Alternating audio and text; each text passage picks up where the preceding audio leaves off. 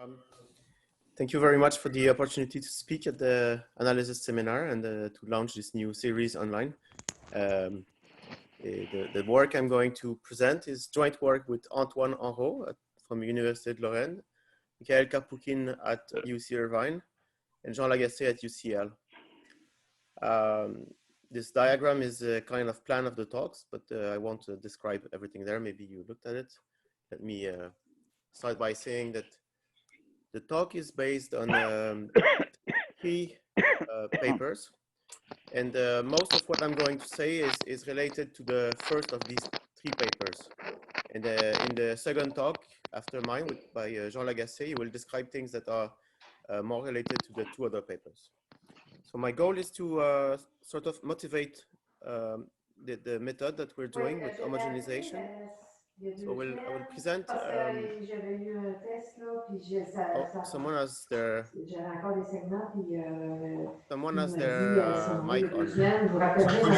Could the other participants please mute their mics? You can mute everyone, Yosif, if you want. Sorry?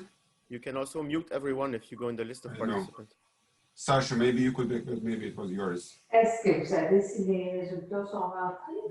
1 second.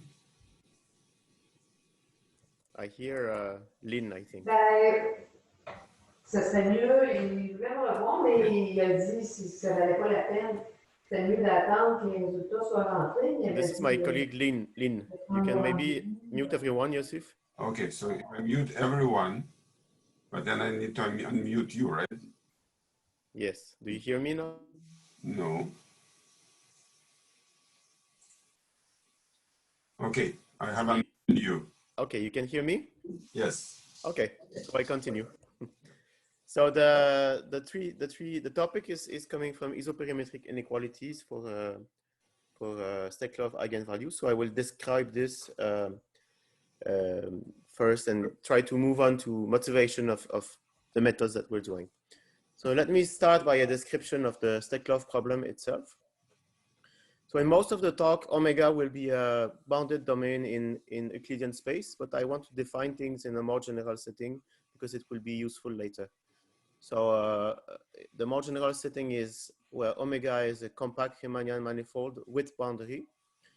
And we define an operator, the so-called Dirichlet to Neumann map, which takes smooth function on the boundary and returns smooth function on the boundary. And the way it's defined is you take a smooth function on the boundary, you look at its harmonic extension inside the manifold, and then you take the normal derivative along the boundary. And it is the normal derivative in the outward pointing direction. So it gives a map that takes smooth function to smooth function because it's well defined because there is a unique harmonic extension defined for each function on the boundary. And this operator is first order elliptic pseudo differential operator, and we are in a compact setting. So its eigenvalues, its spectrum is discrete, and its eigenvalues form a sequence of non-negative numbers, starting with 0, corresponding to constant functions, and which increases and accumulates only at infinity. And this spectrum of this operator, acting on smooth function on the boundary, is called the Steklov spectrum of the manifold with boundary.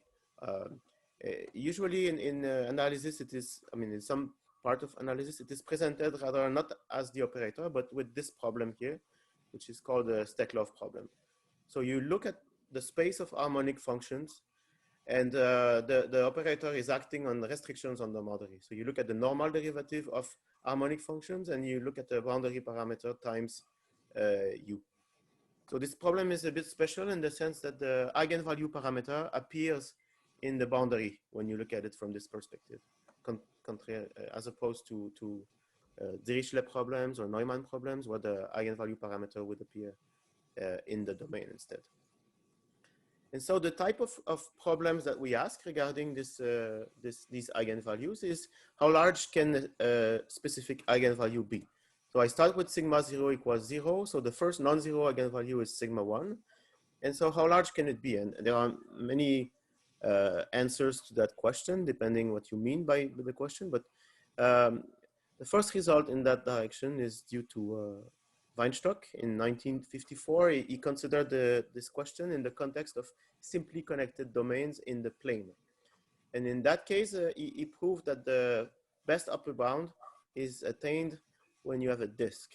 So instead of looking at fixed perimeter, you can look at the alternative functional, that is the eigenvalue times the length of the boundary. And maximizing this is equivalent to the maximization on the fixed perimeter constraint. And in this case, he proved that the functional sigma 1 times the measure of the boundary is bounded above by 2 pi, and with equality if and only if omega is a disk.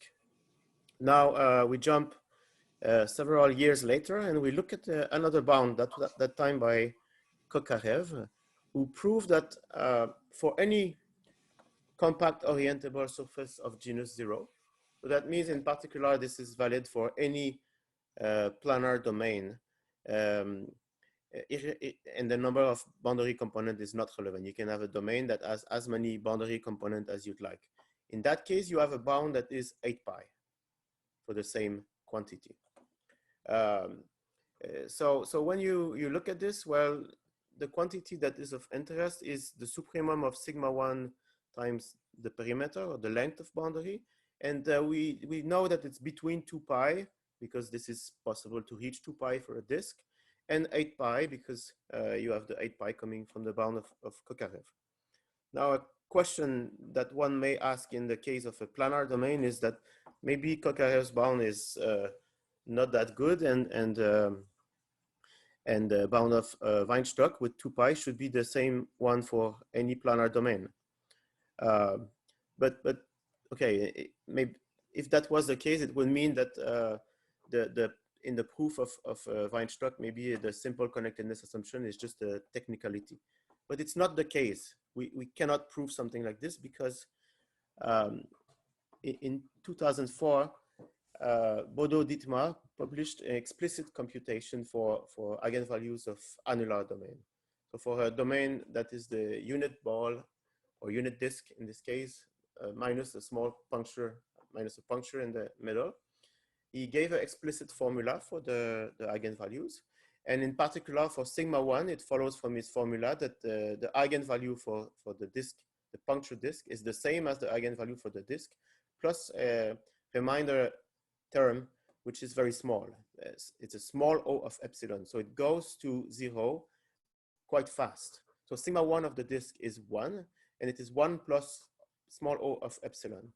Because of this small o of epsilon, when you look at the quantity that we try to maximize, that is sigma 1 times the perimeter, the sigma 1 goes to 1 fast, but the boundary here, its length is the original length of the disk, plus it's increasing because there is the length of the boundary of the hole that is there. And when you put this together, because of the small o here, you get that this product is 2 pi coming from the length of the outside boundary times 1, plus 2 pi epsilon plus small o of epsilon.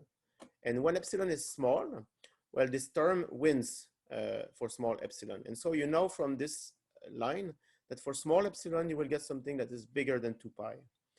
In fact, you can just compute that explicitly. And you see, if you plot the graph of sigma 1 omega epsilon times the length of the boundary, you see that as expected, as it should be, when epsilon goes to 0, you are about 2 pi. But as I stated before, when you start increasing the size of the hole, you go up before going down.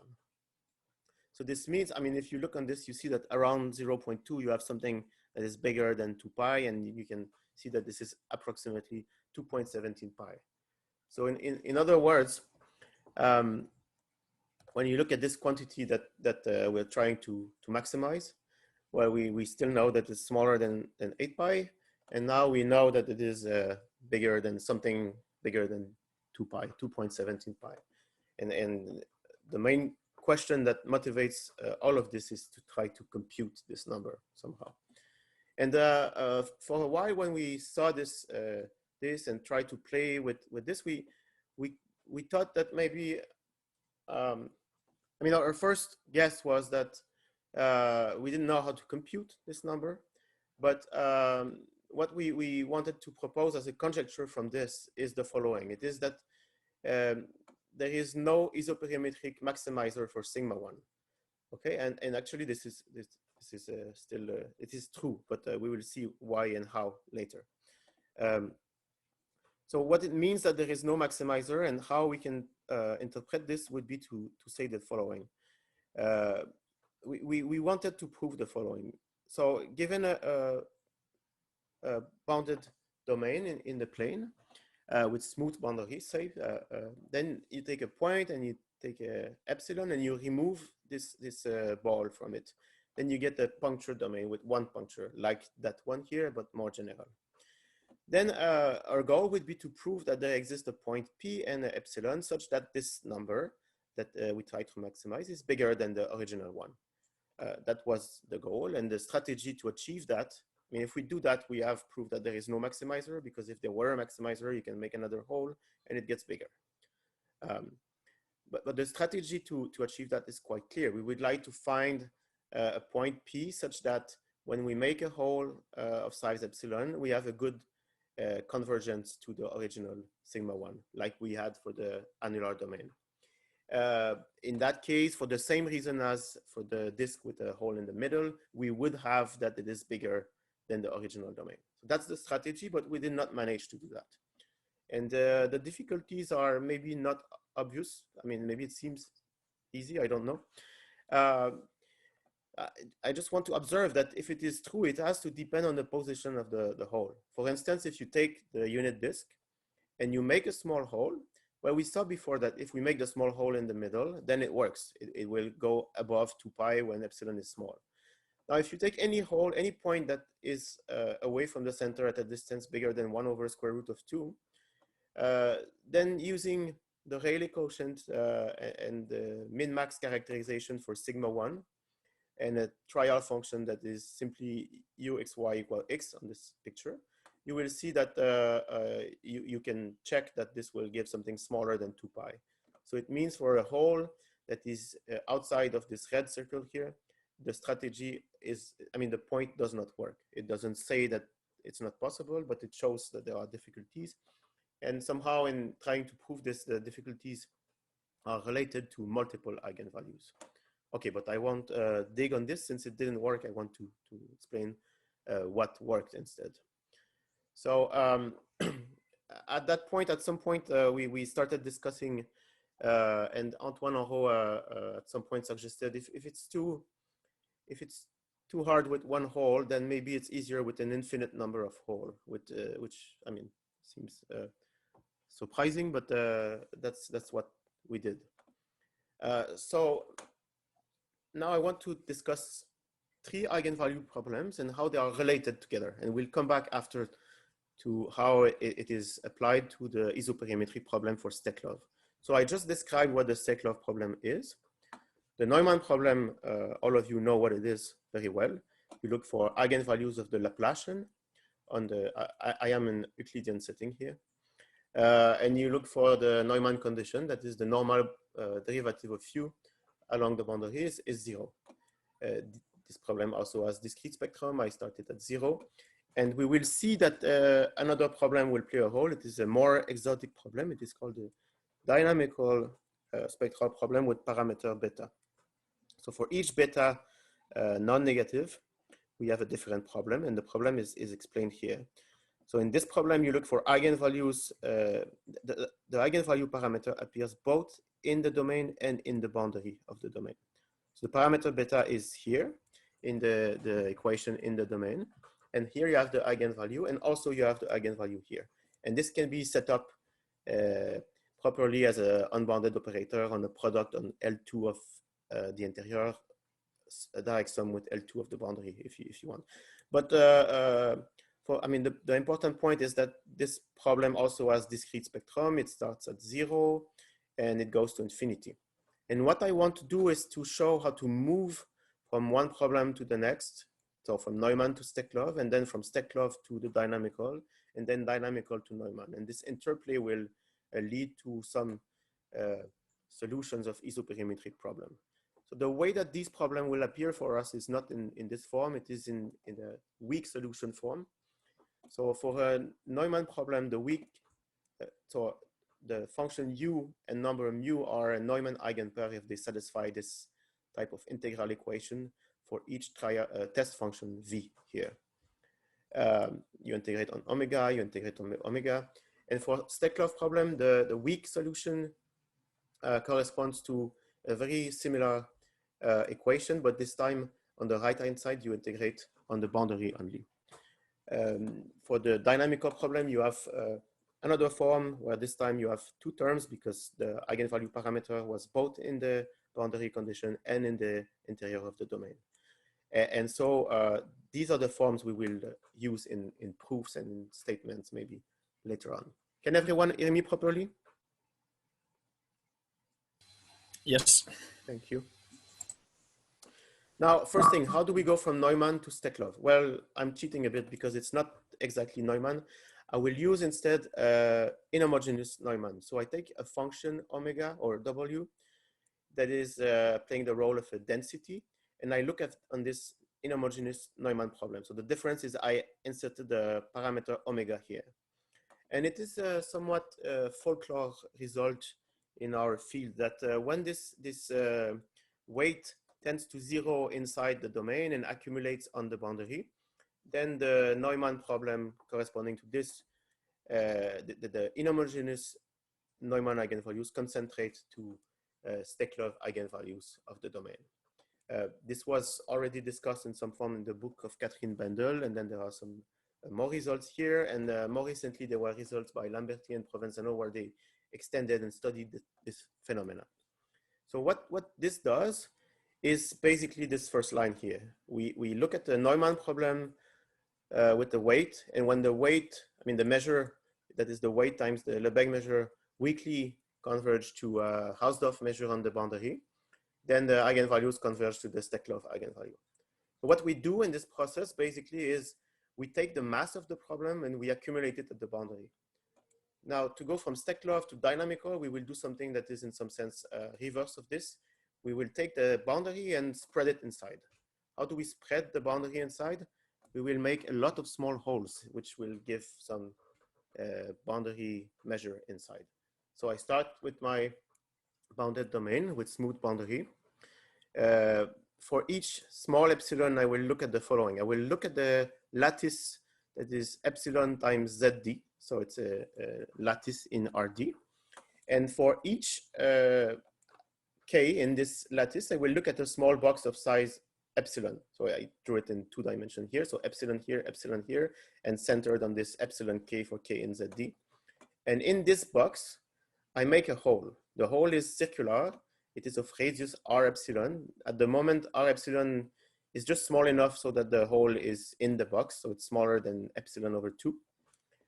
And what I will do is I will remove these red holes of size R epsilon from the domain omega for each box that is completely included in the domain. So here's an example. Imagine that the ellipse is the domain. And then I have made a picture where each blue box is a box of size side epsilon. And inside it, I have removed the small holes, small red holes. So the new domain omega epsilon is the ellipse minus the red holes here. And I want to look, so when epsilon gets smaller, there will be more and more boxes in the domain, and there will be smaller and smaller holes here. And I want to look at the limit of the Steklov problem on this thing. And what will happen is that it will depend on the size, the regime of the size of this hole, what happened. Let me state the result. So this is from the last year's paper with Antoine Henrot and Jean Lagacé. So here's my perforated domain. The T is the set of holes that are included in it. I use this notation. This is AD will be the measure of the boundary of a ball in RD. I recall that the dynamical eigenvalue problem is this one. And I look at a specific regime. So when epsilon shrinks, I want R epsilon to shrink also in this regime. So there's the parameter beta here is exactly the one from the dynamical problem. And the AD here is this measure of the boundary of a ball. The choice of this is exactly so that this works here. This line is not like really a statement of the theorem. It is, this regime is chosen so that this works. It is so that the length of the boundary of all the holes, they will converge to the area, the measure of the domain itself times the parameter beta. So the measure here is d-1 dimensional Hausdorff measure, if you want, and it converges to the d-dimensional measure of omega times the parameter beta. When I choose things like that, what will happen is that the Steklov eigenvalue of the perforated domain will converge to the Steklov corresponding, same index eigenvalue of the dynamical problem here. And in fact, we can also show, in that paper, we prove that the corresponding eigenfunctions, in some sense, weakly converge to the eigenfunction of this problem. And later on, in the next talk by Jean, he will discuss maybe a little bit that we can prove a strong convergence also, but not with the method in this paper, exactly. Any questions so far? Please interrupt me if you have questions. Hello. Hello.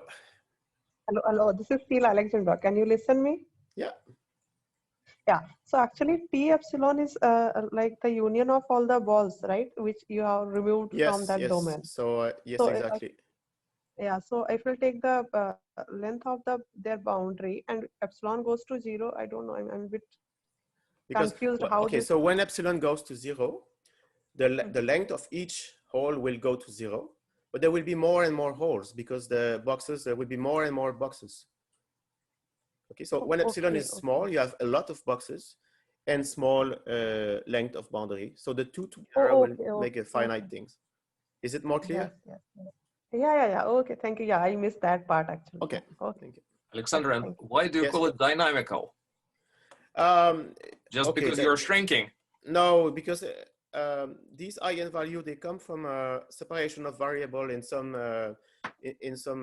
evolution equation that were studied in particular in the paper of François von Below in 2005, and they called it that because it. Okay. I mean, I can't comment more than that. Yeah. Okay. Thank you. Yeah. That's what actually, they call the evolution problem dynamical, and it's in reference to that we gave the name dynamical to the eigenvalue problem. Yeah, okay, thank you, Jean. Yeah. But actually, 2 days ago, there's another paper in the archive where they also called basically the same eigenvalue problem dynamical without any reference to our work. So it just seems that it is a very natural name for it in some sense. You mean they stole it from us? I mean, it's a different context, I guess. So yeah. I'm joking. Yeah. Yeah. So there's no. I mean, it was yeah. We need a name for it. It's convenient. Any other questions? Okay, I continue. So you see, when you have this regime, you have convergence of Steklov eigenvalues of the perforated domain to this to eigenvalues of this problem. Maybe you notice that this is similar to the crushed ice problem in some sense.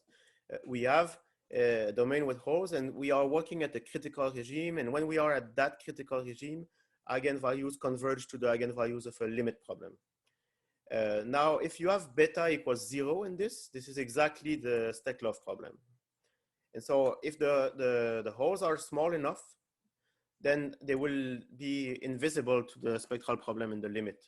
So the second case is just a particular case of the first case, but it is like thawing in the crushed ice problem. So in the limit, if the holes are small, they disappear, and the Steklov eigenvalues will converge to the Steklov eigenvalues of the initial domain.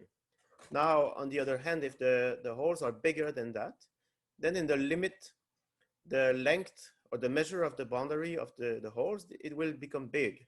And there are some isoperimetric inequalities for Steklov eigenvalues, which show that if the measure of the boundary becomes big, then necessarily all eigenvalues become small. So they will converge to 0 in this case. It's a trichotomy between these three cases. Yeah. Now, we have proved that from Steklov, you can go to dynamical by doing this. The last step is to go from dynamical to Neumann. So I will just state it here. In fact, when beta goes to infinity, So the size of the relative size of the hole, if you want. Then each of these dynamical eigenvalue go to 0. But the way they go to 0 is precisely such that when you multiply by beta, you recover the Neumann eigenvalues in the limit. Okay. This is maybe not so surprising because when you look here, for large O, you're supposed to have sigma k going to 0. And what you're doing here when you do beta goes to infinity is you look at the regime where you are in the critical regime, but then you send the parameter beta to infinity, so the holes are bigger. Now, okay, we have completed this diagram, which is just for indication. The things become very interesting now, because if we look at what you can do with this, well, I claim if you want to maximize, say, Steklov eigenvalues, I'm in the planar case here. So I look at sigma k multiplied by the length of boundary. So this is exactly the functional you use to do isoperimetric problem for sigma k. And I look at the best upper bound for this. Then I claim it is bigger than the best upper bound for Neumann eigenvalues under the constraint of prescribed area. With this problem here is more studied than that one somehow. And the way you do that is, okay, you take a domain omega in the plane, and you apply the critical regime homogenization. So we know that the length of boundary will go to, well, it is equal to the boundary of this is the initial boundary plus the boundary of the holes. So you obtain this here. And when epsilon goes to 0, we chose the homogenization so that this length becomes beta times the area. So when we start with sigma k of the domain with holes times the perimeter of this domain with holes, when epsilon goes to infinity, the Steklov eigenvalue go to the dynamical eigenvalue problem here. I mean, the dynamical eigenvalues here. And the perimeter goes to this, as we just stated. Now, in this quantity here, you can now take beta goes to infinity. When beta goes to infinity, we know that the eigenvalue here goes to 0. So the first term goes to 0.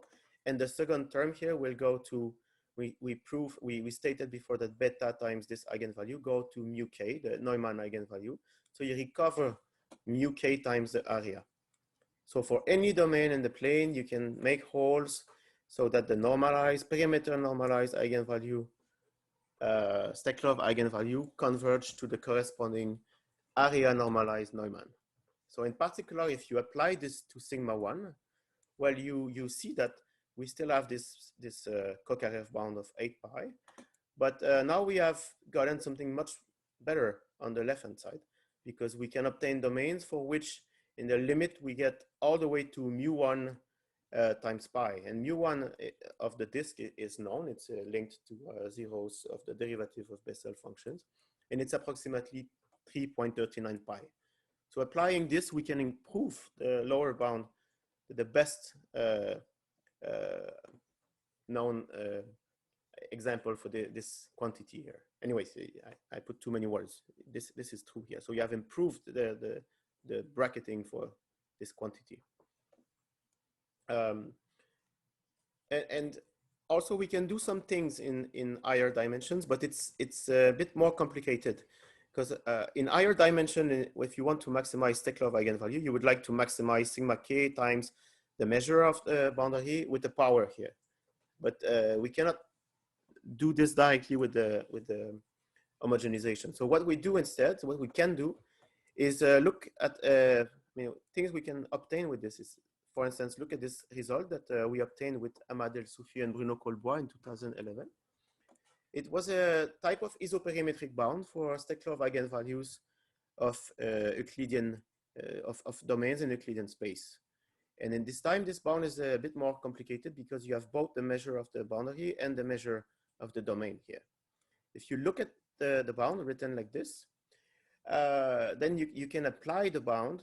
So what I want to do is see what happens when I use this bound and apply it to a perforated domain and take the limit. So I replace omega on each side by omega epsilon obtained by perforation. For this side here, sigma k omega will converge to the dynamical eigenvalue. the measure here will converge as before to the original measure plus beta times the measure inside the domain. And the right-hand side here, when I make the holes, they are neglectable in the limit. So the holes are small enough that their measures go to 0, even all of them. It's the boundary of the holes that becomes something. So in the limit, Alexandre, yes? I'm sorry, there is a question from Rick Lagacé. Yes. So the question is, rather than a two-step limiting process, epsilon then beta, can you go directly from Steklov to Neumann in one limiting step? So the quick answer is yes, because you can somehow take a diagonal in this, but it's convenient to do it like this, right? That's how it came up naturally, but in theory you could do something both at the time. Jean, do you want to add something on this? Yeah, I actually added something on in the chat already. Basically, the only question that would remain there is, for example, what power of epsilon would beta need to be? But I mean, it's rather clear about that by unraveling this two-step process, we can make it into a one-step process. Yeah, that's what I would say too. Okay, I continue. Okay, so I look at this bound that we obtained before, and we obtained this bound here for dynamical eigenvalues. And if you now look at this and take beta goes to infinity, then again you will get Neumann eigenvalues on this side. So it's a kind of twisted way of reobtaining some bound by Krüger. So it's not very interesting to do it this way because the constant you get here is absolutely not good compared to what Krüger did. But the process leads to a bound on normalized Neumann eigenvalue. This is here the quantity to consider when you want to maximize mu k under measure of the domain constraint. But the interesting consequence of this is that in the bound that we obtained with Colbois and El-Soufi in 2011, well, we were very annoyed by this exponent 2 over d here, because Steklov eigenvalues, they have a Weyler and it behaves as 1 over d minus 1 here. So we always thought maybe we can improve this exponent. Well, now we know we cannot improve this exponent, because if we could improve it, it would lead to a bound of this type with a better exponent here. But for the Neumann eigenvalues, we know that the Weyler is in this power. So it shows that we cannot improve the bound that we had in 2011 because we can reach a problem in the limit where the Weyl law is that one, actually. Okay. What I want to do now is to give a very rough idea of how we prove these things. So what I will try to prove is not to prove, but to give you a flavor, is the statement that the eigenvalues of the Steklov problem on the perforated domain converge to the eigenvalue of the dynamical problem. So we are working under the assumption that we are in this critical regime. This is important. And we look at the omega epsilon is the domain with all these holes removed. And we look at Steklov eigenfunction for this problem. So you look at the complete set of eigenfunctions. So you take here these functions, they will satisfy this problem here. So this is the Steklov problem on the perforated domain. This is why I have epsilon everywhere.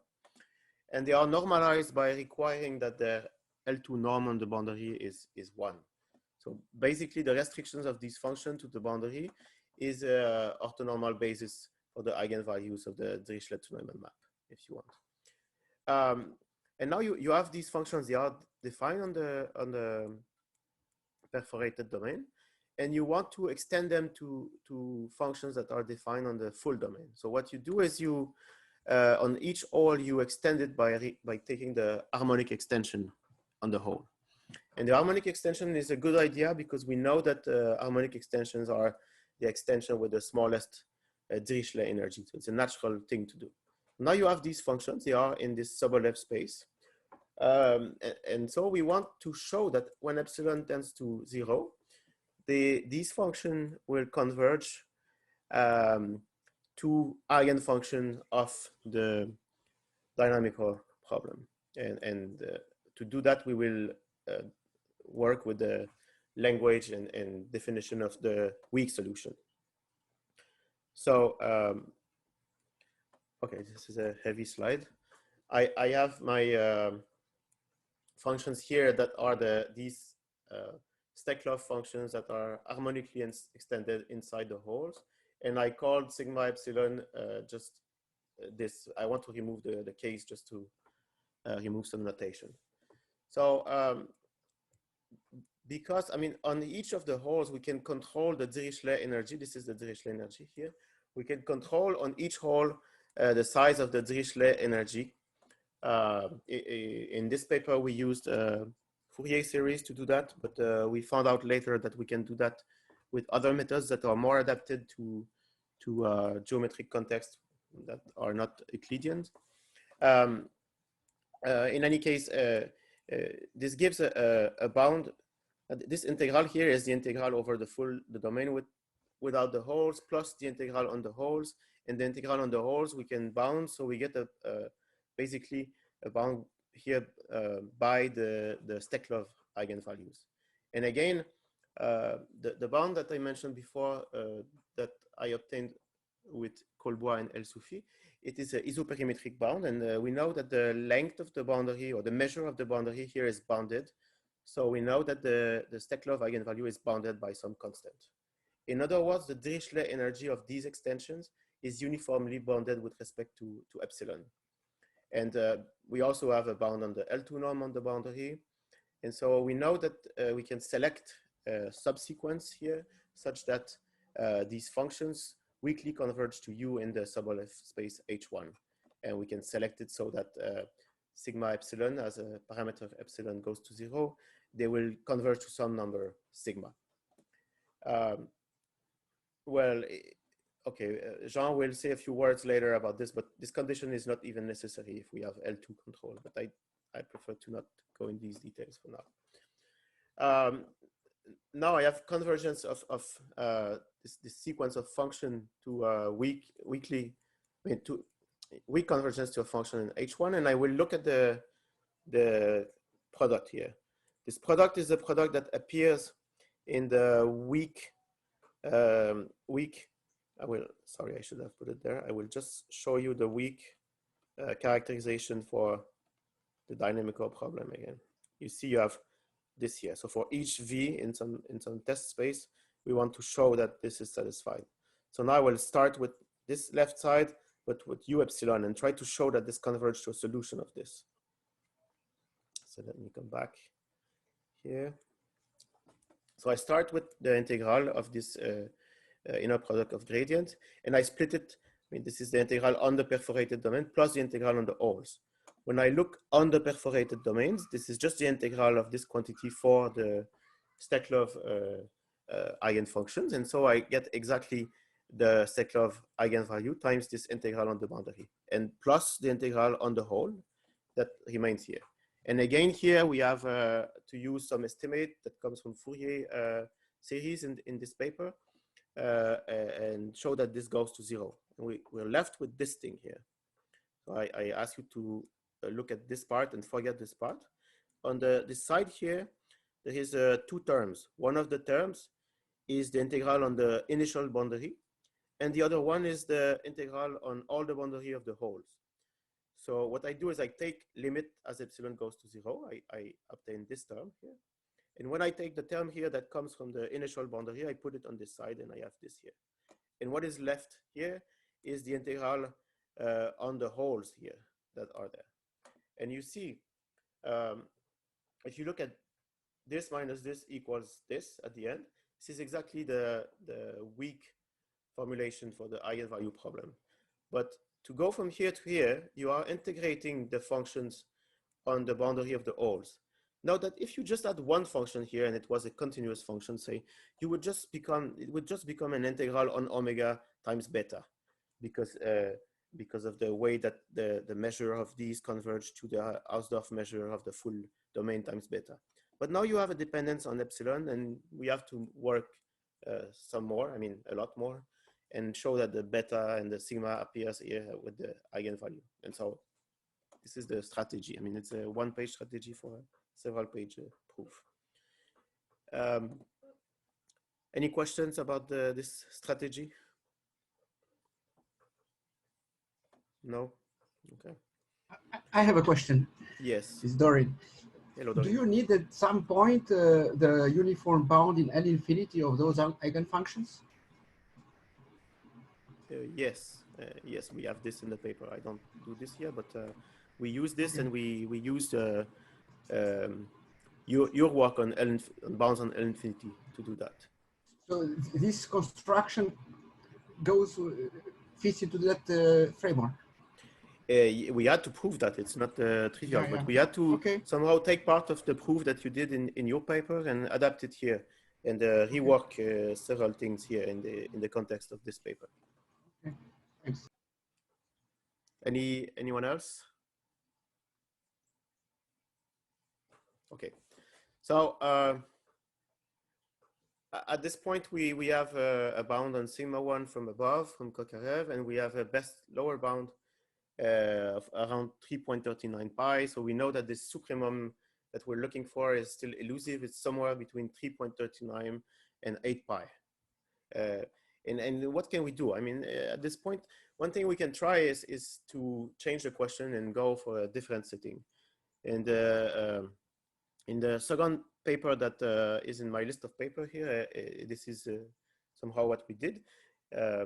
So this slide is here for motivation, I would say. People are looking to maximize sigma 1 times the perimeter, not only for planar domains, but also for surfaces with boundary. And one big motivation for doing this comes from the geometry and from a free boundary minimal surface. And I'll tell you why it is important for free boundary minimal surface. So let me first define what the free boundary minimal surface is. It is a surface that is included in the unit ball. You can think of it in B3 if it's, I mean, I think of it in B3 visually, of course. It is a surface that is in this ball, a surface with boundary that satisfies one of the following conditions. They are all equivalent conditions. One of the way to state this is that when you look at the area of this surface and you do perturbation, then this is a critical point.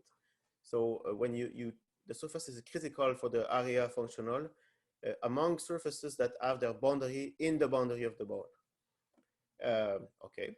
Another way to say this is that the mean curvature will vanish, and that the surface omega will meet the boundary of the ball orthogonally. So in a way, this line is the Euler-Lagrange equation for that first line here. But one can notice also that these conditions are equivalent to looking at the surface and the ball. And when you look at the coordinate functions and you restrict them on the surface, there will be a Steklov eigenfunction corresponding to this specific value of Steklov eigenvalue. They will have sigma 1 equal 1, and okay, so you have these three conditions.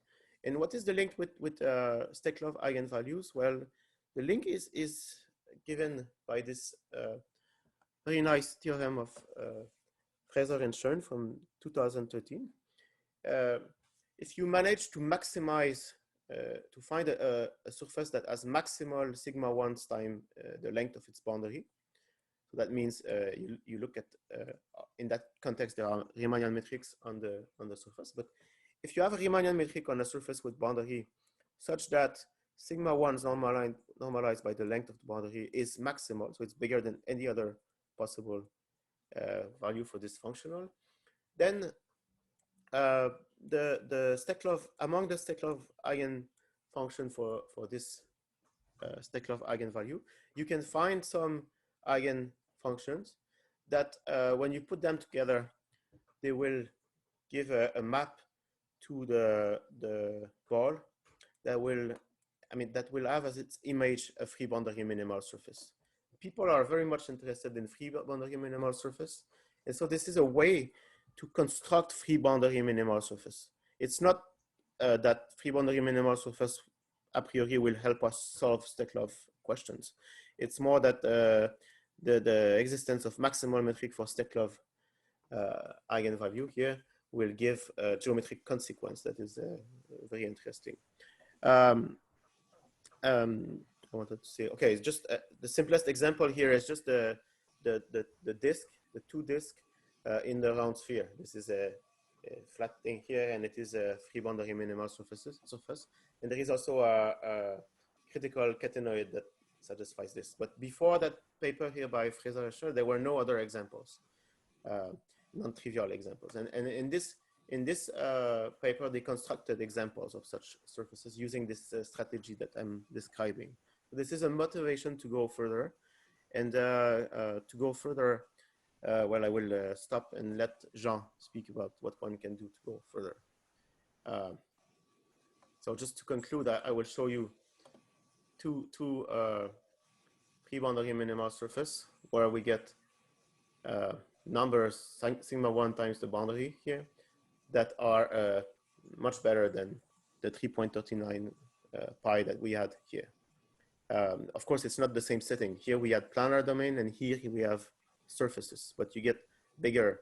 And in this case here, you can go up to 6.7 pi, which is getting closer to the upper bound. Okay, I will just stop here, actually. Thank you very much. Okay, thank you, Alexander. Are there any questions? Questions or comments? Or insults? So it's still Lorraine. Do you have an idea how the upper bound for the Steklov eigenvalues is much higher than the upper bound of the Neumann eigenvalues? I mean, it's much higher. I don't know. You will get an answer to that in the next talk. Okay. Okay. I don't want Thanks. to jinx Jean's talk. Okay. Yeah. So there are some questions on chat. Oh, I don't. There is a question from Vladimir Babkov.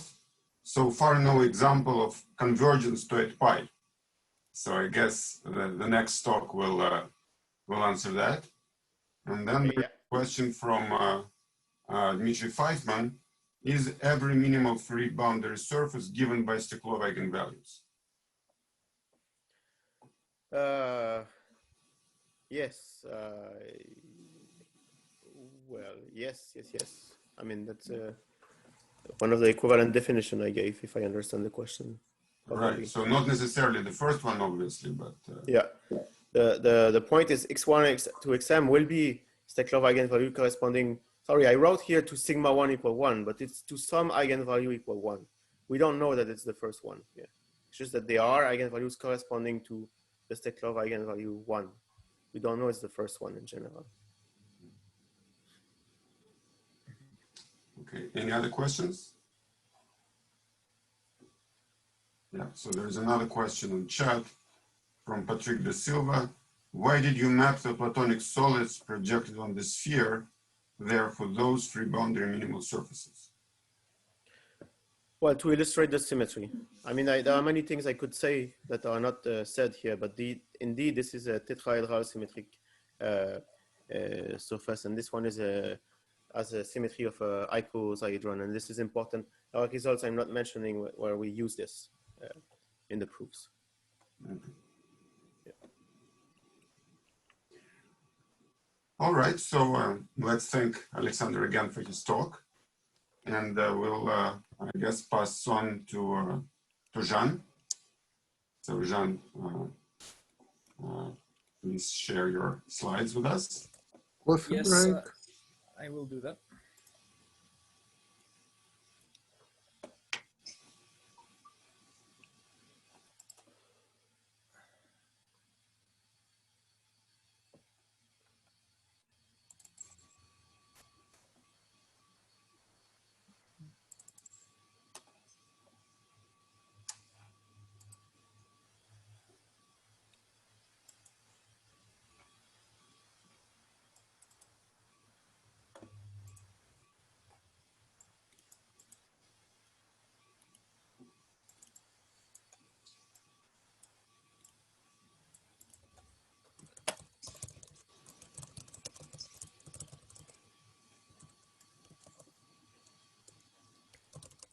All right, so Yeah, I think it looks good. all right. Okay, so we're and we'll. I'll need 30 seconds if you don't. Okay, sure.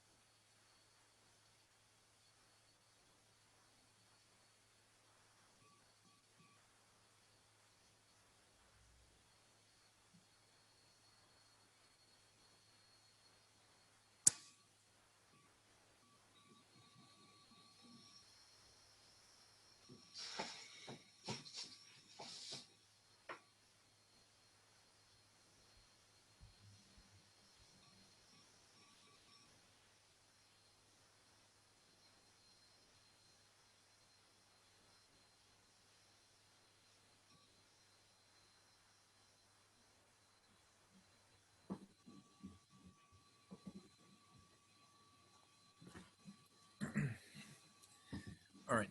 Okay, so we're ready. Yep. So we proceed with the second part of the seminar, and the speaker is Jean Lagacé from University College London. So the topic is, once again, homogenization of Steklov problems with applications to sharp isometric bounds, part 2. All right.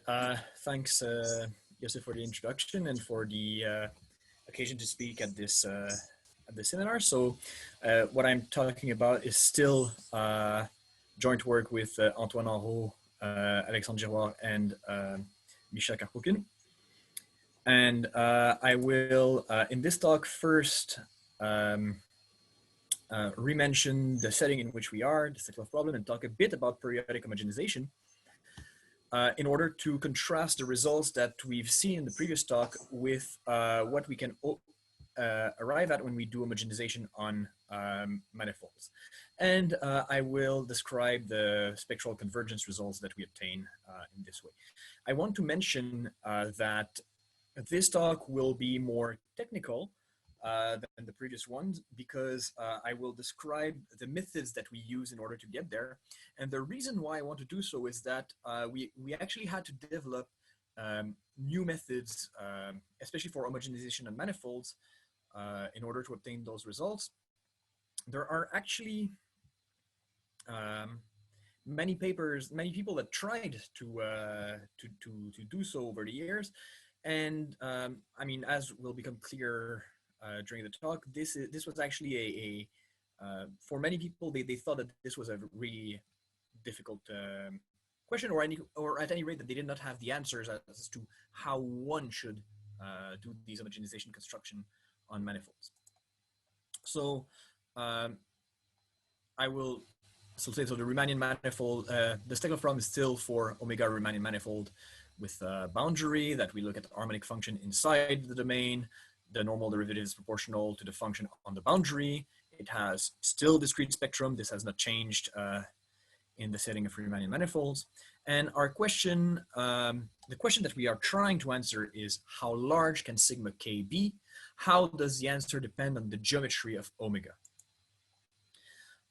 So we have bounds for sigma 1 surfaces of genus gamma. So as opposed to what Alexandre was doing, I will add the genus information. So this is in the same paper by Kokarev there. So sigma 1 of omega is more equal than 8 pi divided by the length of the boundary times gamma plus 1.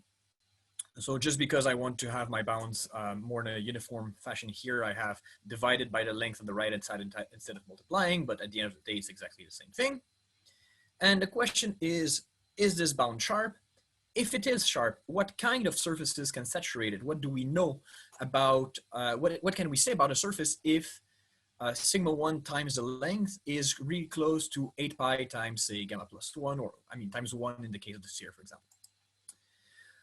We also have the bounds that Alexandre talked about for domains in complete manifolds with non-negative Ricci curvature. So Alexandre mentioned it again in the case of Euclidean domains, but actually his bound, well, their bound is a bound that they obtained in a more general setting, in a more geometric setting. So sigma k of omega is smaller than this constant times the volume to this specific power divided by the area to the power 1 times k to the 2 over d. Now in the previous talk, Alexandre mentioned that the power on k was sharp, as we cannot improve this quantity. But what about the rest? I mean, as was mentioned, the Steklov eigenvalues are eigenvalues of an operator really defined on the boundary, and therefore having this interior quantity here might seem a bit weird, for example. Also, this the power on the area here is not the natural normalization that we would hope. We would hope 1 over d minus 1 as an exponent on the area. So we could wonder whether these are the optimal inequalities. So can we have a different dependence on these quantities? And as Alexandre mentioned at the end of the talk, there's the application of finding those maximizers. If omega is a surface with boundary and G0 is a metric on omega that is maximizing there, then the eigenfunctions will give an immersion of omega as a free boundary minimal surface in a ball with sigma 1 equals 1. So one can also say that finding omega with a large sigma 1 implies the existence of a free boundary minimal surface in the unit ball with large perimeter, because if you renormalize it to sigma 1 equals 1 by rescaling, well, obviously, if this was maximal, then the length will go high. And actually, for free boundary minimal surfaces, having a large perimeter also implies that they have a large, in some sense, area as well. So finding having numbers for these quantities also not only gives existence of free boundary minimal surfaces, but also free boundary minimal surfaces enjoying some specific geometric properties. So the strategy in order to achieve all these bounds is very similar to what Alexandre presented with the Neumann problem, where we find an eigenvalue problem for which we know sharp upper bounds.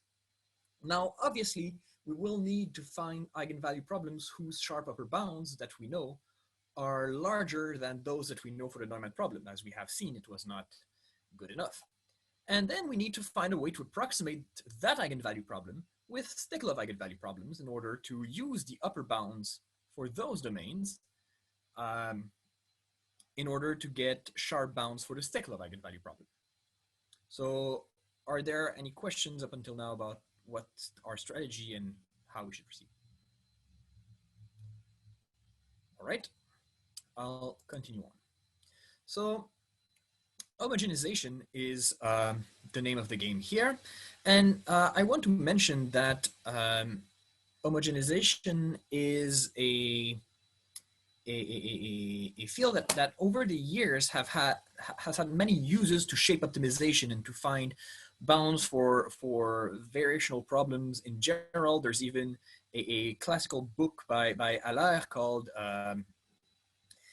shape optimization with the method of homogenization. So it is not that surprising that such a method should yield good results in that regards. So we'll start with periodic homogenization and defining what homogenization is in general. So in homogenization theory, we want to study properties of composite materials with a microstructure at a small scale epsilon. The model PDE with both the macroscopic and the microscopic features might be too hard to study, and here hard can mean analytically or numerically.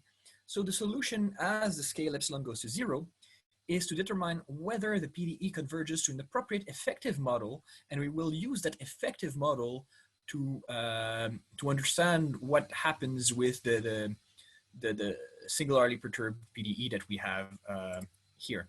And as I said earlier, it's useful in shape optimization problems. And you can see from this language here that this is basically a method that is that was born in applied mathematics, that has specific uses in material designing and engineering as well. And there is a huge amount of literature on the subject, and it has many uses. Now, I think it's interesting here that we can find a use that is purely theoretical in nature to differential geometry. So as I was saying, we were, and what was said before, we start with omega and RD. We look at this problem here, so a Steklov problem that will depend on a parameter epsilon, on some domain omega epsilon, which is a domain with holes of radius r epsilon placed at the center of a grid with spacing epsilon. So we still have this picture here. And we choose this critical regime r epsilon to be beta. This should be capital A, still the area of the sphere, times epsilon to the d over d minus 1. And this is chosen so that the area converges to the volume. Actually, this d minus 1 should be an r epsilon, or else I need to put some powers on beta and AD. I mean, it's not really a problem here, and there should be a beta here as well. But anyways, the point is that, as we said, we have this theorem with this regime. This eigenvalue problem converges to this eigenvalue problem here, this beta dynamical eigenvalue problem, as epsilon goes to 0. Now, one thing I want to say is that when I say an eigenvalue problem converges to another eigenvalue problem, what is meant by that is that the eigenvalue sigma j here converges to the eigenvalue lambda j here. So the right eigenvalue to the right eigenvalue of the limit problem, and that the eigenfunctions converge to the eigenfunctions of the limit problem as well. Here, the convergence of u epsilon to u is strong in H1. Actually, this was not shown in the paper with Antoine. It's a consequences of what we've done later with Mikhail Karpukhin. So what are conclusions that we can have from the previous theorem? The first one is that there are domains in R2 such that sigma 1 times the length is approximately 3.39 pi, much larger than the 2.17 pi that was the previous largest known number. And we're still far from 8 pi. And not only are we far from 8 pi, by fine-tuning this method, we can never reach 8 pi. There are explicit bounds on beta dynamical eigenvalues, which were presented in the paper by Gilles François and Joachim von Bello. And so we need to change the method. And in higher dimensions, we cannot say much. Actually, we can say something about the exponent on k, but we cannot say much about the geometric quantities in the bounds from Colbois, Soufi, and Girouard. So let me say what were the pros and the cons of periodic homogenization here. So the pros are that the framework is relatively straightforward. You basically take your domain, you put a grid, you put holes. The construction is not complicated. There is a huge amount of literature on the subject. So from convergence modes to specific ways that the things are supposed to converge to methods, you can inspire yourself from many places. A lot of things have been already written. Now, there are a few cons, however. You need a periodic structure. You are pretty much limited to quote unquote Euclidean-ish space. So in the past, all attempts at doing homogenization on manifolds were either done through looking at spaces that have also a natural periodic structure, like for example, a torus or quotients of hyperbolic space that fits into one another, or by looking at metric perturbation of Euclidean space. So you take Euclidean space and you place, say, small bubbles everywhere. So it was done in a somewhat geometric setting, but usually they limited themselves to a Euclidean-ish kind of space to have the periodic structure. It's also very rigid. Here, beta needs to be constant. And the reason for that, if we go back to the picture, is that the way the method will work is that it will assume that everything looks the same in every one of those squares to define auxiliary functions on, say, a torus that will modelize the square with periodic boundary conditions. And it will and use properties of these auxiliary functions, and there you define one for all. But you need everything to be the same if you want to do that. And if everything is not the same, well, you just can't. And it's just not good enough. I mean, if we had reached 8 pi with periodic homogenization, maybe we'd have stopped there, but we didn't. So we need to go back to the drawing board and try something else. I want to mention that there are 2 papers, one by Chavel and Feldman and one by Post and Anne, where they did a construction that in some sense is similar to ours. They just try to investigate maybe some ways that one could do homogenization in the manifold setting without pushing the implications of doing so, I want to mention that the methods used there cannot apply to, we cannot apply their theoretical results to get convergence in our setting. We have to develop new stuff, and I will mention what we need to develop later. So homogenization on manifolds, how will we do that? So as I mentioned earlier, we need to find an appropriate target problem with large eigenvalues for which we know, so some target problem for which we know how to construct those large eigenvalues.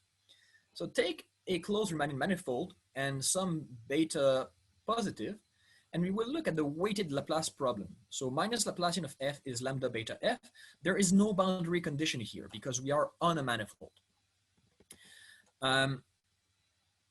And this will be our target problem. We know sharp upper bounds for this problem from this paper by Grigorian, Netrusov, and Yao. The kth eigenvalue associated with this problem is smaller or equal than some constant times the volume to O is the same power as we had in the Colbois-Elsoufi-Girouard bound. That's actually not a surprise. And this integral on M of beta with respect to the Riemannian volume, actually in the periodic construction, the integral on the boundary of the whole in Alexandre talks did converge to exactly this number, which would be beta times the area when beta is constant. So, hey, that's again, exactly the kind of quantity we were looking for. So if we manage to reach this problem, we are in pretty good shape.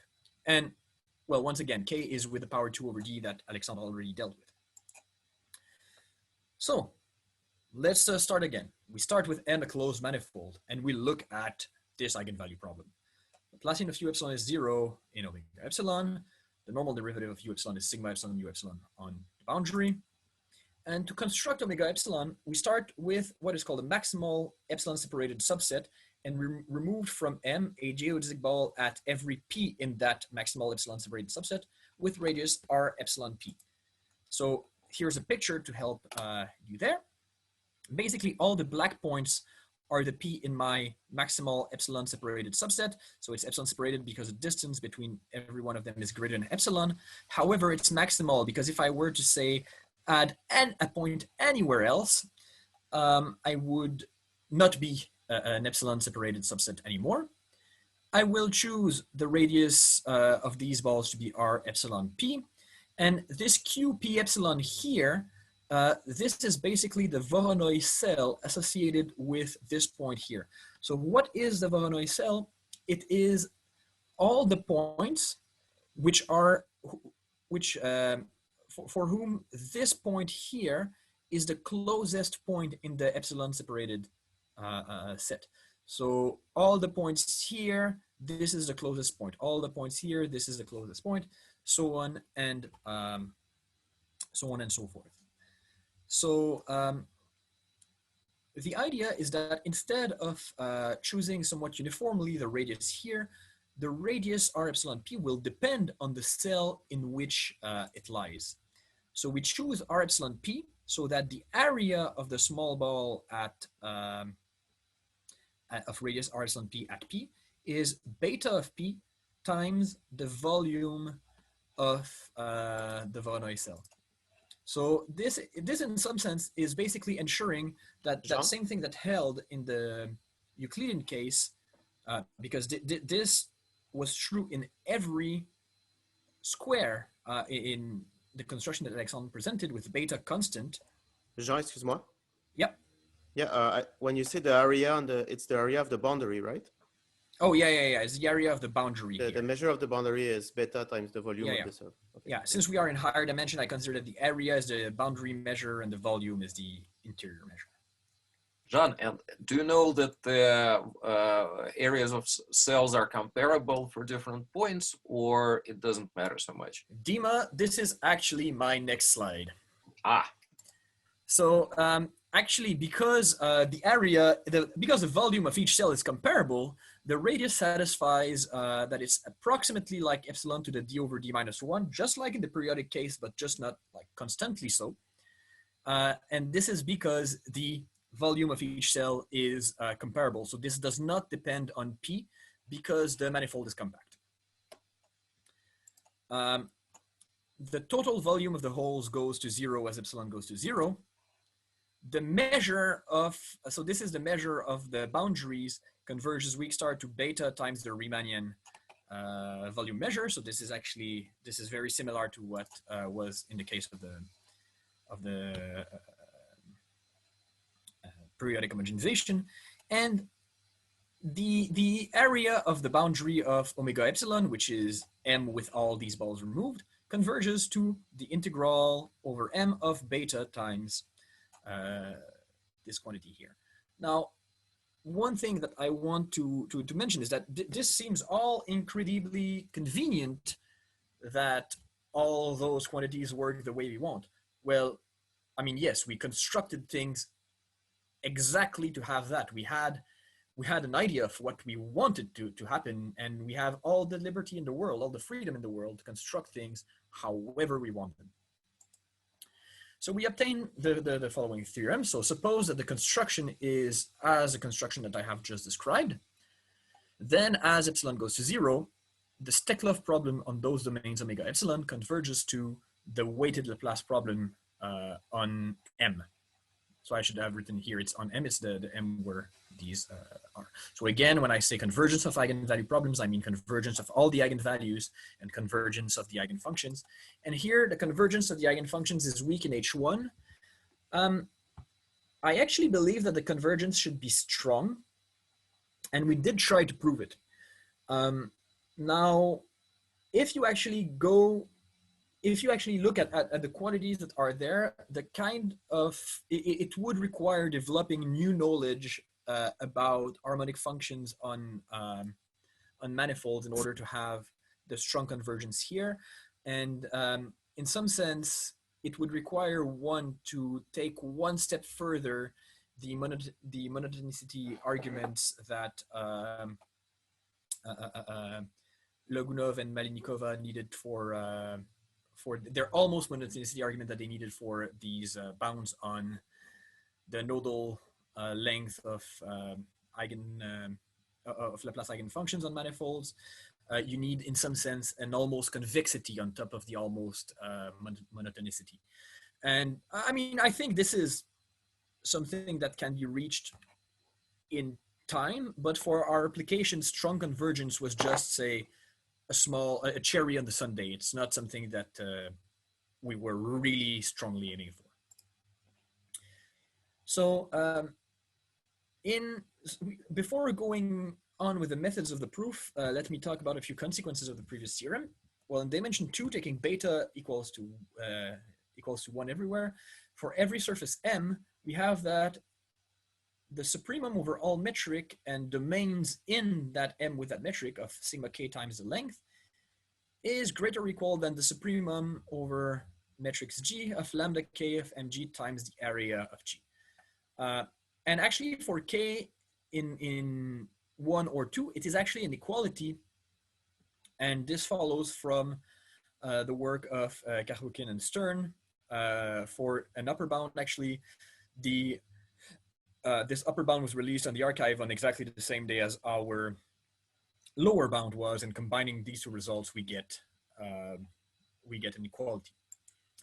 And actually, if we look on the sphere S2, we have that this supremum is greater or equal than 8 pi. Well, obviously, we knew that 8 pi was an upper bound, so the bound from Kokarev is sharp. Not only is it sharp, actually, in the work that I mentioned of Karpukhin and Stern, they have shown that that the Kokarev upper bound is never realized. There's no domain in the sphere and no metric such that this quantity is equal to 8 pi.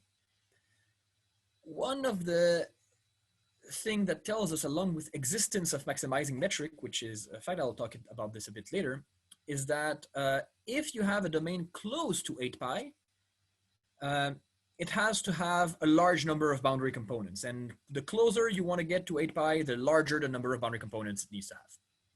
So this is some sort of stability result for this 8 pi in the instability that it has. So we also obtained that in higher dimension, everything in the inequality here is sharp independently of each other.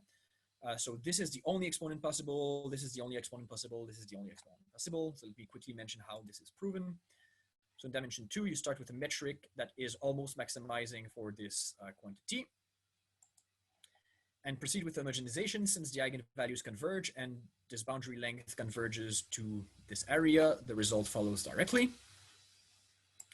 In higher dimension, suppose that we had this with other exponents, and then again, proceeding with this homogenization, the volume of omega epsilon would converge to the volume of M. The area of these omega epsilons would converge to this integral here. The K stays the same K, the eigenvalues converge to the eigenvalues. And we know here that these are the only possible exponents. We can have nothing else, the exponents in Girouard. So we know again here that what is in Girouard is completely optimal in the setting of Riemannian manifolds. All right. Actually, in the planar setting, we can also reach the 8 pi bound, and this was in the paper with Misha. And the weight beta that we will construct in the Euclidean setting will come from a conformal map from a simply connected domain to the sphere with a small hole removed. I will not describe precisely the construction here. However, because beta varies, we had to actually use the methods that we developed for homogenization and manifolds in order to use them in this setting. And this could not have been done when we didn't know these methods a year ago. And we can actually also relieve some sort of spectral instability or flexibility result. You can approximate eigenvalues between conformally equivalent domains. So the result here is that if you have two domains that you can map to one another by a conformal map, you can find a domain close to the first one that will have the eigenvalues very close to the second one. This was actually realized both in a paper by Lorraine and Mikhail now posted actually a few days on the archive before ours. In theirs, it's with a perturbation of the boundary, which stays very close to the original domain and oscillates very quickly while still keeping the perimeter bounded. And in our case, it's by putting many holes concentrated close to the boundary. And again, we had these applications for free boundary minimal surface. So actually for a surface M gamma of genus gamma and delta greater than 0, if the maximizing metrics exist, we can make free boundary minimal surfaces omega in some unit ball with their perimeter greater than this supremum of lambda 1 amongst the metrics times the area minus delta. So actually, in the case of the sphere, we can make free boundary minimal surfaces of genus 0 with their perimeter arbitrarily close to 8 pi. And as I said, this is based on the metrics existing, but we have existence of maximizing metrics for any genus and any number of boundary components. This is a result depending on which genus and so the level of generality. So from Fraser-Shane in 2016 and Mathias and Petrides in 2020. All right, so how do we do this? And this is now the most technical bit, how we get to these results. The first thing, so I will present basically the framework that we developed in the latest paper with Misha, because we realized that everything we did basically had the same framework for how the eigenvalues and the eigenfunctions converge. So we wanted to give some general conditions so that we have convergence in general, and so that we don't always have to repeat exactly the same arguments. And the literature is full of results about convergence of eigenvalues, and they all have their small quirks, they all have their small, so sometimes the results are more or less general, but from what we had seen in the literature, nothing was good enough directly to be used for us. So every time we had to redo the whole arguments. So we will first define a generalization of eigenvalues associated with the problem here, where there will be no operator or no operator directly associated with them. So you start with a connected compact Riemannian manifold with or without boundary, some domain omega in M. Omega could actually be the whole of M, and mu a Radon measure supported in omega. So you have this Rayleigh quotient here, Rg of u mu, which is the integral over omega of the gradient of u squared with respect to the Riemannian measure. This is important. Whereas the normalization for u, so the integral of u squared on the denominator, is with respect to this measure mu here. And we define the variational eigenvalues associated with this as the infimum in the usual Courant-Fisher min-max principle for the Rayleigh quotient. It's just important that the spaces you take as test subspaces must remain k+1 dimensional in L2 of mu. This actually plays a role if this L2 of mu is singular, for example, with respect to the usual Riemannian measure. And we define a space to work with this, which is some sort of it works like the subative space, but basically it's just a natural space to work with this. You look at the L2 norm with respect to this measure mu, and the L2 norm of the gradient is with respect to this Riemannian measure. Now, this looks like technical mumbo jumbo. Is this natural? Are problems described well by this? And the answer is yes. And I just want to mention that this setting is a generalization of a setting that Kokarev in his 2014 paper, when he gets all the bounds we've been talking about, in this setting, that's how he defined this for surfaces, and we just extended the definition to Riemannian manifolds. So in the following examples, omega is the whole of M. So many different eigenvalue problems can be described by this. So if M is a closed manifold and mu is just a Riemannian measure, the eigenvalues associated with this are just a classical Laplace eigenvalues. If you have the weight and you take mu to be beta times the Riemannian measure, then the eigenvalues are the eigenvalues of the weighted Laplacian. If you take a compact manifold with boundary and you again take just a Riemannian measure, you have Neumann eigenvalues. If M is a compact manifold with boundary and mu is the push forward of the boundary measure, then the lambda k are the Steklov eigenvalues. If you take a combination of this boundary measure plus this weighted measure, you get the dynamical boundary value problem that we talked about earlier. And you actually can get other eigenvalue problems. I mean, combined measures, however you want and all that. But the important takeaway here is that this setting is appropriate to compare eigenvalue problems that on their face, on their operator theoretic framework, have no link between each other. And actually the important part is that there is also no link between the spaces on which they're defined. For example, the Laplace eigenvalue problem is, the Laplacian is essentially self-adjoint on L2 of the manifold, whereas the Dirichlet-Neumann operator is self-adjoint on L2 of the boundary. Well, there's no natural operator from one to the other or vice versa. If you extend to the subleft space H1, yes, you can link each other and all that, but you can't through the L2 spaces. And all the previous results about convergence of eigenvalues and all that, they require some intertwining of the base space, the L2 space, and we don't have that in this setting in general. So this is why the general setting that I talked about by Anne and Post earlier, what's called either E-convergence or generalized resolvent convergence, for example, is not applicable in our setting. There's this lack of the intertwining operators. So our goal was to give, in this setting, conditions for the convergence of the eigenvalues and the eigenfunctions.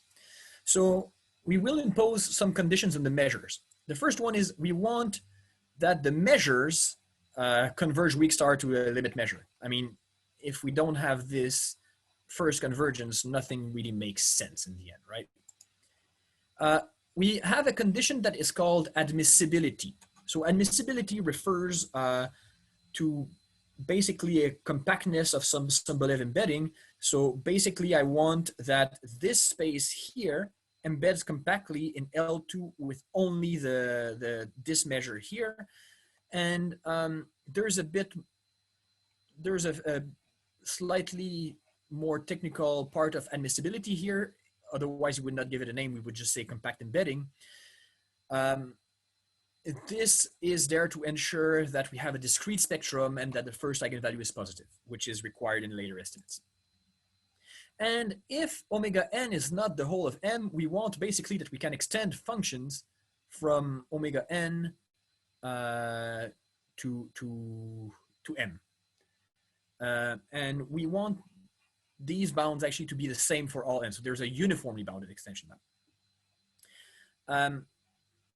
At the end of the day, we want to talk about convergence in M, not so in say L2 or L of M with to the limit measure. So we actually need to talk about those functions on the whole of M. We cannot just keep them on omega n. And as I was saying, M2 is what guarantees the existence of the orthonormal collection of eigenfunctions. And by design, the homogenization construction that I talked earlier satisfies all those conditions. So, I mean, we didn't pick those conditions out of a hat. We chose them for a reason, right? So we also need some conditions on the eigenfunctions to talk about convergence. So the conditions are, I will first describe them informally. We want that the eigenfunctions converge to something in a relevant manner. We want that the limit satisfies the correct weak variational formulation for mu. So the weak variational formulation that Alexandre talked about for the eigenvalue problems. And we want that the eigenfunctions do not lose mass and stay orthonormal in the limit. So I can actually describe those conditions in mathematical terms.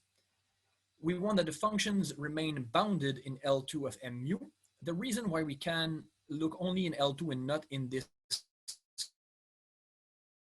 curly L is because the condition M1 here actually, M1 and M2 together actually ensures upper semi-continuity of the eigenvalues, and this implies boundedness of the Dirichlet energy directly. So we don't need to check it, it's already given by M1. EF2, so we want that the inner product in LMU of these extensions minus this without the extension, but with mu n converges to 0, this difference here. You could also write this condition with the limit problem, saying that this quantity here, replacing this quantity here by the limit problem, but we wanted conditions that can be checked on the eigenvalue sequence itself rather than conditions that could be checked knowing what the limit is and properties of the limit. And we basically have this orthonormality condition. Now, you can remark that this thing on the right-hand side is always a Kronecker delta, but by writing it this way, we can often simplify the checking of the condition. So we have the following theorem. If you have all the conditions M1 and M3 and EF1 to EF3, then all the eigenvalues convergence, and up to a choice of subsequence, the eigenfunctions converge as well weakly. So, as I said, our construction was done so that N1 and M3 to M3 were verified in the homogenization setting. We only need to verify EF1 to EF3. So let's see how this is done. And before saying that, I will mention the challenges that come with this framework. The first one is that while the limit object is very well behaved, so the limit process is very wildly singular. This manifests in a few ways, and the first way, I forgot to write it on the slide, but I will mention it. You can really tell that this limit is really singular in many ways when you think about it in terms of the operators, the Dirichlet to Neumann map is a first order operator. And in this limit, you recover a second order operator, the Laplacian. So, I mean, something fishy must happen in the middle. Also, so as I mentioned earlier, there's no natural operators from L2 to mu and to L2 to mu, vice versa. In our setting, the standard sufficient conditions for usual functional inequalities, like the Sobolev and Poincaré inequalities, to hold uniformly are not verified. So we actually need to verify these things by hand. And there's no regularity in the structure. So we can't use the periodic structure that periodic homogenization gave us. So we actually have to improvise a bit here. So let's look first at the condition EF1. So we want that these functions are bounded in L2 of M mu, so that there's a weakly converging subsequence. The crucial observation here, and this goes to what Lorraine was saying earlier, the eigenfunctions are actually bounded in L infinity uniformly in epsilon. And this follows the work of Lorraine Boccour along with Giacomini and Trebeschi, when we need to show that a trace from BV of omega epsilon to L1 of the boundary is bounded uniformly in epsilon. And this can be achieved with a careful analysis using geometric measure theory. One thing I want to mention is that this paper here was realized in the Euclidean setting. However,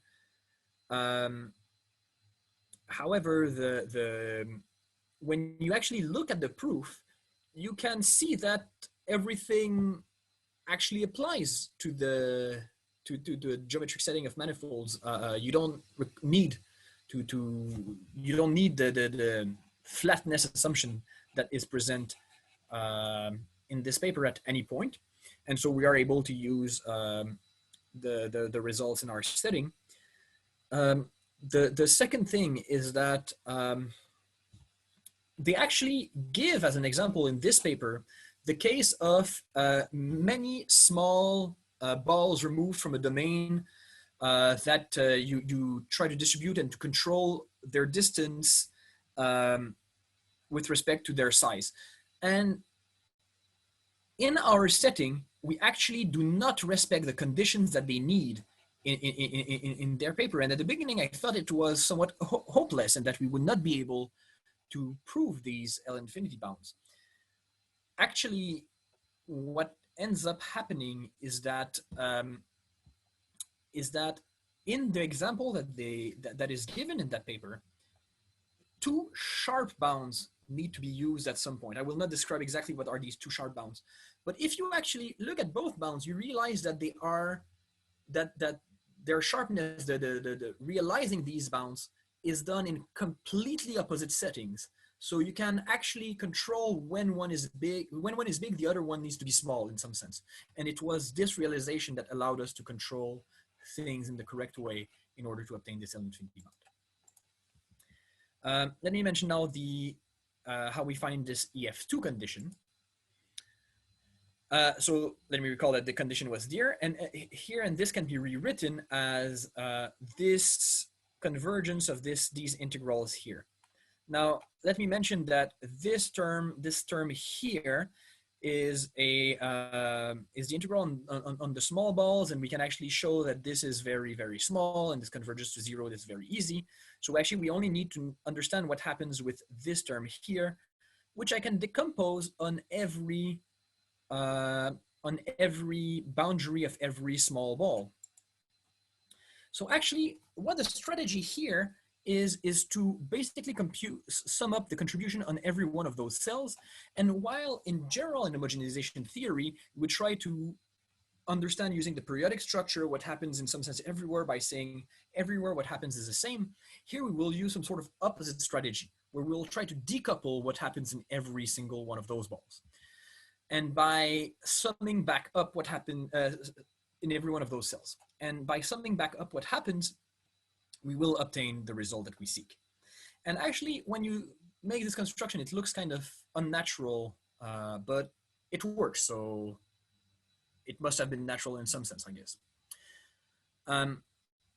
The important bit is really that we really decouple what happens in one cell from the other. So the construction is a bit technical. We basically define some function C, P epsilon satisfying some variational principle and applying to uj epsilon f gives this thing here. So we have the integral over the boundary here is equal to this quantity plus this here. Now, I won't describe exactly how we do this, but this middle term here is shown to converge to 0. So we only have this term remaining. But if we only have this term remaining in the end, this thing, actually, if you squint your eyes a bit, as when epsilon gets small, that's basically the Riemann integral of beta uj epsilon f over the whole space. It's nothing more, nothing less than the Riemann integral over this. Basically, in the definition of the Riemann integral, our partition is this Voronoi cell. The partition gets smaller and smaller, and we sample the functions beta somewhere in the middle, and we take the integral of the rest. So it's not different than a Riemann integral. And for the condition EF3, I just want to mention that it's very similar to the condition EF2. We applied a variational definition of this auxiliary function. Here we need to work a bit more and use again the L infinity bound on the eigenfunction in an important way. So this will be it. Let me just finish with the conclusions. The conclusions from this whole thing is that we can use homogenization theory in geometric settings for shape optimization. The methods developed to do so can be also used back in classical homogenization theory because the results that we obtain for planar domains, I mean, these could not be tackled by usual homogenization theory. And the singular nature of the measure that defines the Steklov problem allows for a lot of flexibility. We should find other ways to use this fact. So this will be all. Thank you, Jean. Any questions or comments? I have a question. So this uniform bound on eigenfunctions is sort of very different from the things you have for Laplace eigenfunctions, right? Because if you also normalize Laplace eigenfunctions, the maximum can grow fairly fast, depending on the dimension. But I guess this is more like directly to Neumann or Steklov, yeah. I mean, actually, it's not different at all from the Laplace eigenvalue case. Basically, here what I didn't say is that I fixed the eigenfunction index. So I look at ujk. So the eigenvalue is bounded as well, and the bounds depend on the eigenvalue. And I also say within a fixed domain. So this L infinity bound is for, uses some bounds on the eigenvalue and is staying in the same dimension. In the Laplace case, if you fix those, you actually only need to fix the eigenvalue. You don't have any geometric assumption that comes into this. Okay. Can I ask something from the very beginning? So you mentioned that this Girouard, Colbois, Ilsufi bound, right? Yep. So what follows from the result is that basically if you put any other powers anywhere, then for manifolds, this will be unbounded, right? Yeah, exactly. If I put any other power on any, I mean, obviously on K, you could put a higher power. But that would be, I mean. So basically the only sort of natural normalization for Steklov where you expect to find some upper bounds is by this volume area ratio. Yeah, exactly. And if you put any, basically, if you change the power on the area without changing anything else, you can, I mean, if you change the power on the area with any other power on anything else, you can find that it doesn't work. And if you, once you've done that, you know that this is the only power possible in the area. And once this is the correct power, changing the power on the volume would yield something that is not invariant by rescaling. All right. Thank you.